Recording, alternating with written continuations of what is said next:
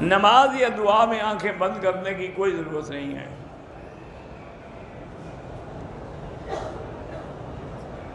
میں حافظہ ہوں، نماز میں تلاوت ہوتی ہے تو پیچھے آپ نہ پڑھیں، امام کے پیچھے نہیں پڑھ سکتے۔ اولاد کے لیے 2 رکعت پڑھ کے ان کی اصلاح کے لیے دعا کیا کریں، اور ہر نماز کے بعد اصلح لی فی ذریتی انی تبت الیک و انی من المسلمین 7 دفعہ پڑھا کریں۔ طواف میں بھی آپ جو دعا چاہیں مانگ سکتے ہیں۔ لواطت کی بیماری میں جو بھی مبتلا ہیں توبہ کریں اور اس کے بعد نیک لوگوں کی صحبت اختیار کریں۔ اولاد میں آسانی کے لیے بھی یہی ہے کہ آپ 7 دفعہ فاتحہ پڑھ کے پیا کریں۔ بہرحال فرضی محرم نہ بنایا کریں کسی کو۔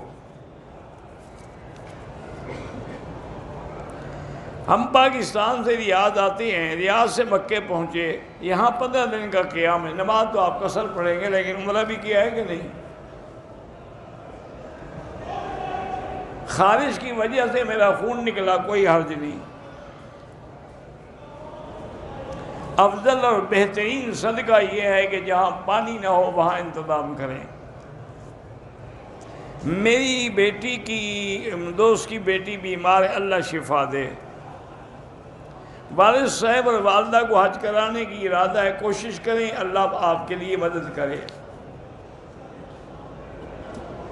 اگر طواف کے 3 چکر مکمل ہوئے یا 4، نماز کھڑی ہو گئی، ٹھیک ہے، آپ نماز پڑھ لیں، پھر وہیں سے باقی پورے کریں۔